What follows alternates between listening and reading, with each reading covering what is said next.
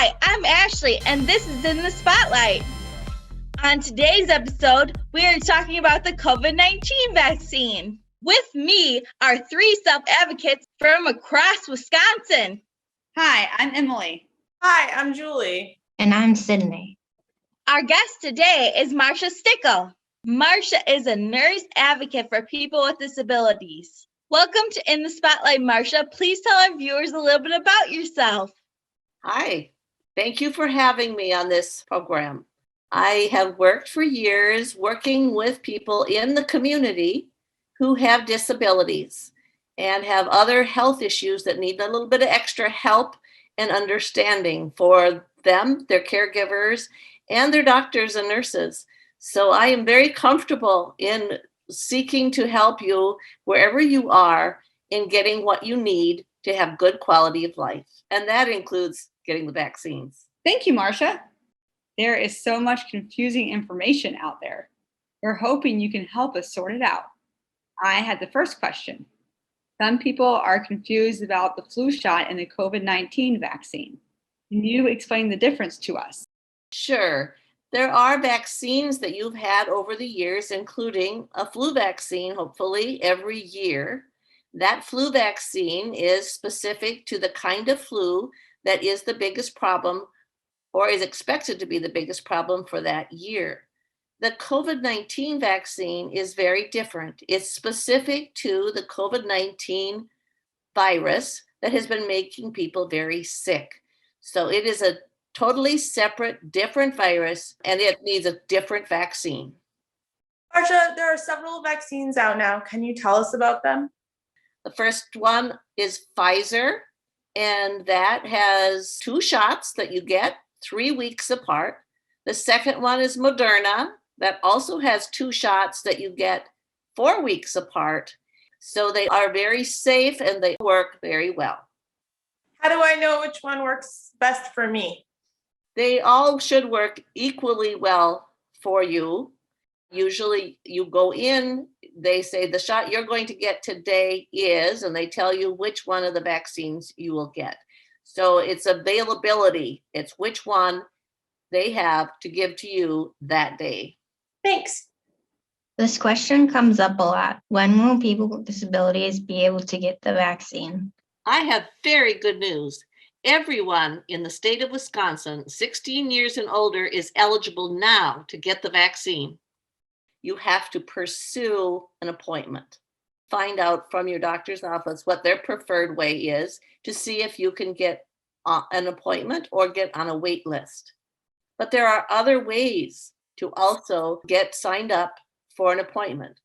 And that includes Walgreens all over the state of Wisconsin, pick and saves that have pharmacies, metro markets that have pharmacies. You can also go to the website vaccinespotter.org. They have a tool to help you track down COVID-19 vaccine appointment openings at your state's pharmacies. You can check at your Department of Health, your local website. You can check on the state of Wisconsin website. And they have an interactive map where you can look at the area where you live, press on that spot, and it'll come up with a list of places where you can get the vaccine. And there's a hotline number. The DHS has a hotline number. So there are multiple ways that you can check to see where you can get an appointment. And I would encourage all of you not to wait until somebody contacts you, but to make the effort to reach out and see about getting on wait lists or getting an appointment. We think our viewers would be interested in knowing what they can expect when they get to the vaccine site. Please walk us through that process.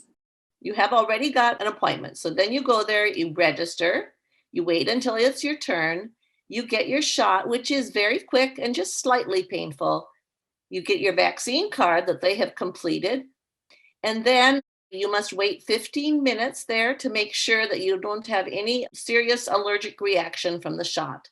And I'll reassure you, it's not likely that you're going to have an allergic reaction. This is just to be safe. We have a video clip of Dakota getting the vaccine. Dakota is a self-advocate. He is a first responder, EMT, tactical medic, and firefighter. 30 minutes. Instead of waiting 15 minutes, we'll just wait 30 minutes just to be safe, okay? Thank you very much. You're welcome. You want to double check that over? And also my second dose of the vaccine here. All right, thank you, Dakota. All right, you are all set. I Thank will you have very you step over to station number 1. Okay. And Beth will help you. Thank you very much. Thank you. All right. All right, so I'm gonna go 1, 2, 3, poke.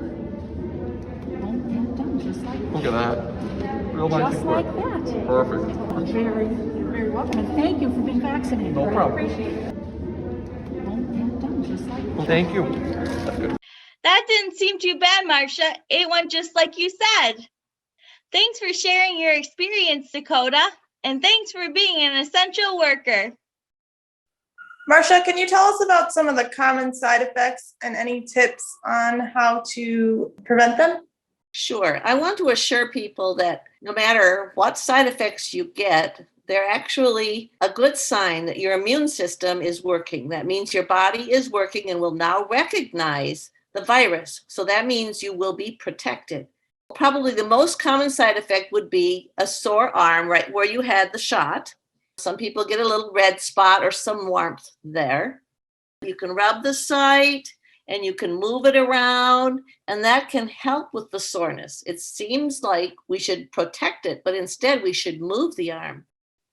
It's more common with the second shot for the Pfizer and Moderna that you might feel tired or have a headache or feel achy all over, possibly even a low fever. You should not take any pain medication before the shot. But once you've had the shot, if you get side effects, then it's fine for you to take one of those over-the-counter pain medications for the discomfort. For most people, it lasts maybe 12 hours. A few people have said up to the third day they felt a little tired. So it's really variable. But I want people to be aware, to be prepared, but not to be fearful. I'm wondering what happens after I get vaccinated. Does it mean that I will not get COVID? That is a very interesting question.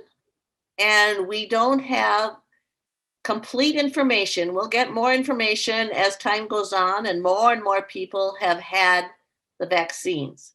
What it appears so far, it is very unlikely that you will get COVID. However, there's a possibility that you could get a very mild case. So it is possible that you could get the virus and you wouldn't even know that you had the virus because you would have almost no symptoms. That's what we know so far, and we encourage people to still be careful because of that. Will I still need to wear a mask? Yes, you still will need to wear a mask if you're out in public. It's going to be kind of standard for quite a while anyway, because there's still a lot of people who haven't had their vaccine. As far as going into a store or going to church or anything like that, you do need to wear a mask. You do not need to wear a mask if you're with other people who have also had their vaccines and had the wait period after the vaccine. And when I'm talking about a wait period for each of the shots, there's like a 2-week period after your second shot for Moderna and Pfizer before you're completely immunized and safe that you're very unlikely to get sick. So we need to add that on to your time as far as thinking. And for Johnson & Johnson, it seems like right now it's 4 weeks after having that one shot before you're really safe from getting sick from the virus. But once you've had that, you've had the shots, you've had the wait period, then if you're in a home with your family, with friends, with other people that you know have also had the shots and have gone through that wait period, you don't need to wear masks. You can give each other a hug if you want. You can be normal within that environment with others who've also been vaccinated. And as always, if you're outside, you don't need to wear a mask unless you're in a group outside. And then you should still wear a mask. Thank you. That's very helpful. Here's our last question for you, Marcia. Everyone wants to know when we'll get back to normal. That is a question that we'd all like answered, and we are getting different possible answers, and that will change over time as well. Because there's some ifs involved. It seems clear there's going to be enough vaccine. We have promises of that from the president. By the end of May, enough vaccine for all adults who want to get vaccinated to get vaccinated.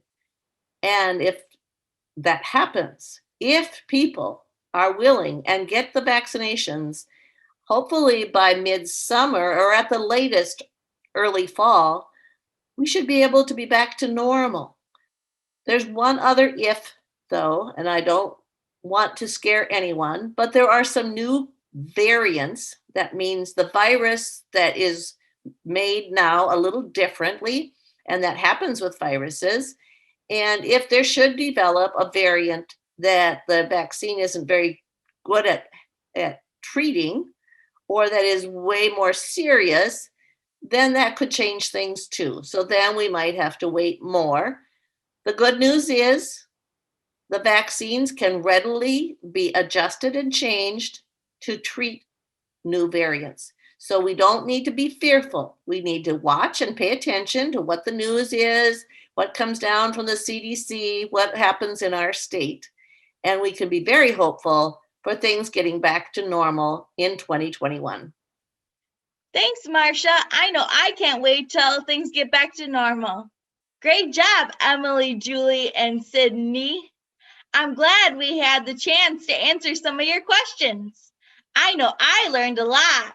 Before we sign off, I would like to invite my co-hosts to share any message they have for the self-advocates watching. Emily, would you like to go first? Yes, keep smiling.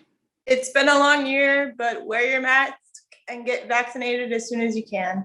Keep social distancing and advocating for people with disabilities virtually. How about you, Marcia? Is there anything you would like to say to the self-advocates watching?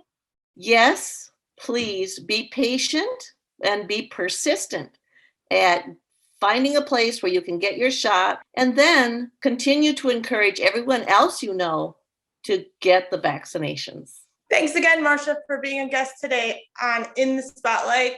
We certainly learned a lot about the COVID-19 vaccination. You're welcome, and thank you for being kind enough to include me, and to be able to share information is very important. We all want to be well and enjoy life. Check out the resources below this video for more information on the COVID-19 vaccine. Thank you for watching the Self-Determination channel. If you like this video, give us a thumbs up. And if you haven't already, please subscribe. We need your support.